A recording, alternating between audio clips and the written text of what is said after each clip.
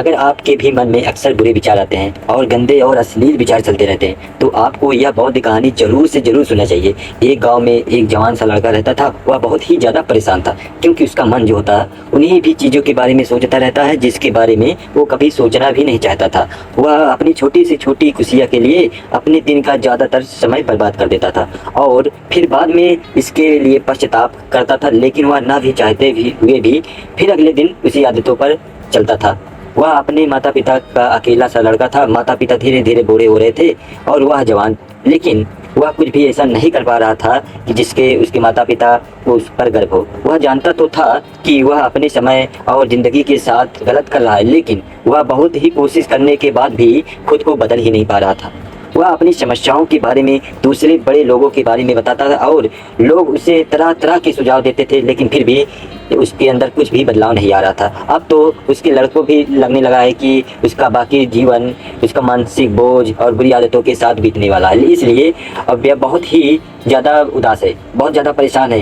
एक दिन ऐसे हुए अपने विचारों में खोया हुआ अपने गांव के तालाब के किनारे बैठा हुआ था, तभी पीछे से उसका मित्र भागता हुआ आया और बड़े ही उत्साह से उससे कंधे पर रखकर बोला, मित्र, मुझे तुम्हारी समस्याओं का सभी समाधान मिल चुके हैं। अपने मित्र के मुंह से यह बात सुनकर बहुत ही ज़्यादा खुश हो जाता है और पूछता है, क्या समाधान मिला मेरी समस्याओं का? लड़के की मित्र ने कहा, ध्यान। तुम्हारी सभी समस्याओं का समाधान? लड़के ने कहा, ध्यान या क्या होता है? मित्र ने कहा, कल हमारे गांव में एक बौद्ध भिक्षु भिक्षाटन के लिए आए थे और गांव के सभी लोग उन बौद्ध भिक्षु के अपनी सभी समस्याओं का समाधान लेकर आए। मैंने सोचा कि मैं भी तुम्हारी समस्याओं का समाधान पूछ ही लेता हूँ। मैंने उन बौद्ध भिक्षु से अपने मन को काबू में करने का तरीका पूछा और मेरा प्रश्न सुनकर बौद्ध भिक्षु ने ज़्यादा तो कुछ नहीं कहा, बस इतना ही कहा कि ध्यान जीवन की सभी समस्याओं का समाधान। मैंने सोचा कि ध्यान के बारे में तुम्हें तो पता ही होगा। मैंने उन बौद्ध भिक्षु से ध्यान के विषय में ज़्यादातर इसलिए कुछ नहीं पूछा। अपने मित्र की बात सुनकर उसे लड़के ने कहा, मुझे बौद्ध भिक्षु से मिलना है। वह लड़का और उसका मित्र दोनों गुरुदेव को ढूंढने निकले और बहुत ही पूछताछ और मशक्कत के बाद उन्हें वह एक बौद्ध भिक्षु बगल के गांव में एक पेड़ के नीचे ध्यान करते हुए मिले।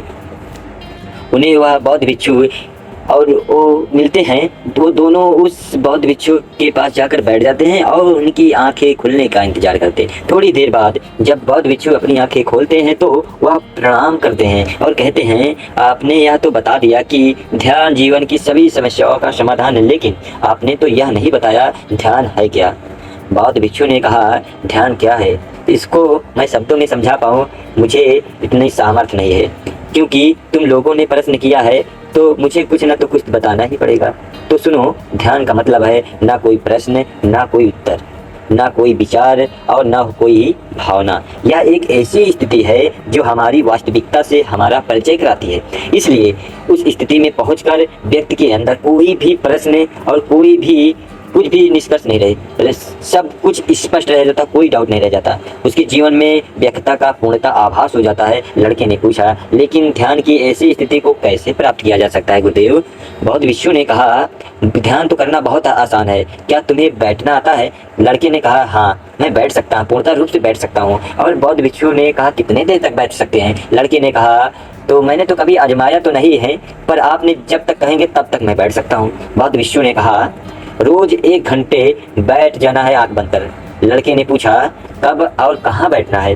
बौद्ध भिक्षु ने कहा, कभी भी और कहीं भी, जगह शांत केवल रहनी चाहिए और एकांत रहनी चाहिए। लड़के ने फिर प्रश्न किया, मेरे मन में यह गंदे विचार और बुरी विचार कितने दिन में छूट जाएंगे? बौद्ध भिक्षु ने कहा, सिर्फ 1 दिन में अगर 24 घंटे आंख बंद करके बैठ सको तो। बौद्ध भिक्षु से आज्ञा लेकर लड़का अपने घर आ जाता है और ध्यान करने बैठ जाता है।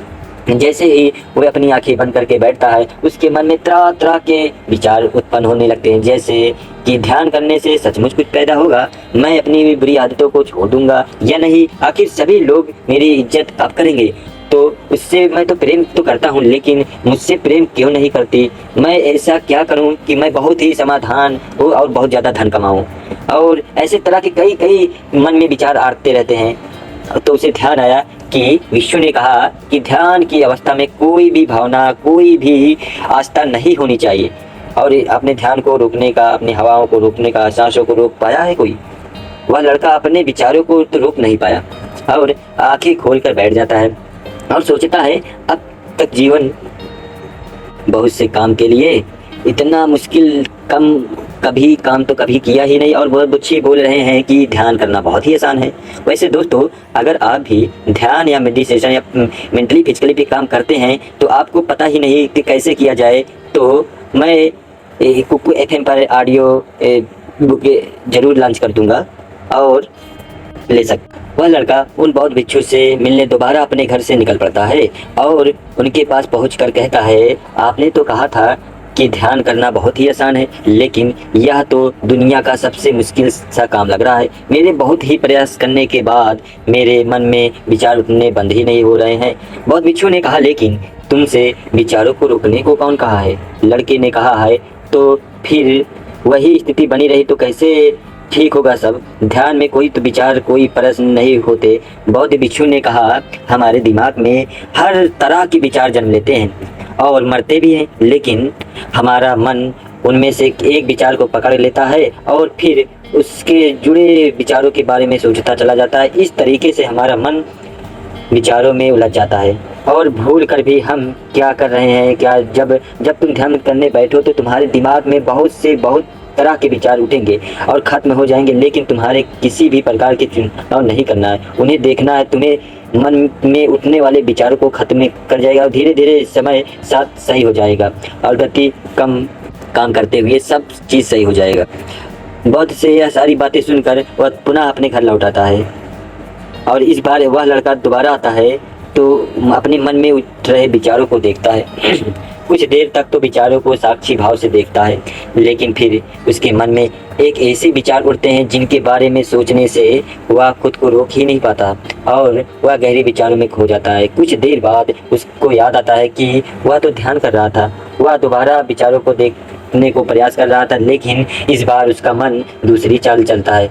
उसके मन में अश्लील विचार उठने लगते हैं। वह लड़का सोचता है कि ध्यान जैसी पवित्र स्थिति में स्टील विचार क्यों उठ रहे हैं, तो टूट भी रहे हैं, तो और मन में उठ रहे गंदे विचारों को बहुत प्रयास करता है लेकिन रोक नहीं पाता। उसके मन में लगातार बस ऐसे ही विचार उठ रहे थे। बहुत देर तक वह प्रयास करने के बाद जब लड़का परेशान हो जाता है तो वह ध्यान से उठकर सीधा उन गुरुदेव के पास पहुंचता है और कहता है, मैं जब भी अपनी आंखें को बंद करने बैठता हूँ तो मेरे मन में सिर्फ अश्लील और गंदे विचार ही आते हैं। बौद्ध भिक्षु ने कहा, कोई भी विचार अच्छा या बुरा नहीं होता, इसलिए किसी भी विचार को बुरा समझकर जबरदस्ती दबाने का प्रयास नहीं करना चाहिए, क्योंकि हमारे द्वारा विचारों को विरोधी बनाने के लिए बहुत ही शक्तिशाली बनता है। इसलिए किसी भी विचार को दमन करने का प्रयास मत करिए, क्योंकि इस मन की प्रकृति ही ऐसी है। हम जिसके लिए हम सोचते हैं कि इसको रोकना है तो उसी के ज़्यादा बारे में आएगा। इसलिए तुम्हारे विचारों को रोकना व्यर्थ है सब। और जिन विचारों को तुम गंदे और विचार अश्लील विचार कहते हो, वह विचार भी तुम्हारे जीवन का एक हिस्सा है। इंसानी जीवन को आगे बढ़ाने के लिए इन विचारों का उठना भी जरूरी है। एक बात हमेशा याद रखना कि जीवन में हम जिस भी चीज़ को अस्वीकार करते हैं, हमारा मन उसी चीज़ में सबसे ज़्यादा रस देने लगता है। इसलिए जीवन में किसी भी सच्चाई को नज़रअंदाज करने का प्रयास मत करो। हर चीज़ को स्वीकार भी तुम्हें उससे मुक्त हो जाओगे, लेकिन उसका मतलब यह नहीं कि तुम हर समय काम वासना के विचारों में ही डूबे रहो। यह समझना होगा कि काम वासना हमारे जीवन का एक छोटा सा हिस्सा है, पूरा जीवन नहीं। तो जीवन में इस पहलू को भी स्वीकारो और आगे बढ़ो, क्योंकि इस जीवन में इसके आगे भी बहुत कुछ जानने के लिए बहुत कुछ है। लेकिन हमारा मन हमारे साथ इतनी क्यों चाले चलता है? हमारा मन क्या ही मेरा शत्रु है? भिक्षु ने कहा, नहीं, मन तो मेरा शत्रु नहीं है, या तो बस उन्हीं चीज़ों को अनुभव कराना चाहता है जिसको वो आनंद मिले, आराम मिले। इसलिए जब हम कोई ऐसा काम करते हैं जिसमें शुरू को मन में आनंद नहीं मिलता तो हमारा मन का विरोध करता है। मन हमेशा उस काम को विरोध करने लगता है। अगर तुम उन मन के बुरे विचारों को खत्म करना चाहते हो तो अपनी आदतों को बदलो। आदतों को तुम केवल तभी बदल सकते हो जब तुम्हारा मन तुम्हारे काबू में हो, और तुम्हारा मन तुम्हारे काबू में तभी आएगा जब तुम खुद को जानोगे, जब तुम स्वयं को अनुभव करोगे, जब तुम ध्यान का अनुभव करोगे। इतना कहकर बौद्ध भिक्षु ने खड़े होकर कहा और हल्की सी मुस्कान के साथ कहा, उसे लड़के के सर पर अपना हाथ रख दिया और इसे भिक्षा पात्र उठाया और वहां से चले गए। वह लड़का उन बौद्ध भिक्षु को जाता हुआ देखता, लेकिन अब बहुत ही ज़्यादा खुश था, क्योंकि अपनी समस्याओं का समाधान मिल चुका था और ध्यान के रूप में वह समझ चुका था कि हर रोज ध्यान करने के लिए हमें बैठना ही होगा। आते जाते विचारों को देखना है, लेकिन किसी भी विचार को कैच नहीं करना है, यानी पकड़ना नहीं है, और वह विचार स्वयं ही दूर होता चले जाएगा। साथ ही वह यह भी समझ गया था कि कोई भी विचार अच्छा या बुरा ही नहीं होता, विचार एक विचार ही होता है, इसलिए विचारों का विरोध करना ही व्यर्थ है। दोस्तों, मुझे उम्मीद है कि इस वीडियो से आपको तो बहुत ही सीख मिली होगी, और जाने से पहले मैं आपको याद दिला दूँ, चैनल सब्सक्राइब करे बिना नहीं जाना। प्लीज़ सब्सक्राइब करके ही जाएं, क्योंकि अगली आने वाली वीडियो आपको पहुंच सके, क्योंकि जो डेडिकेशन से मैं मेहनत कर रहा हूँ, शायद आपको एक नेक्स्ट लेवल तक पहुंचा के ही समझूंगा। धन्यवाद।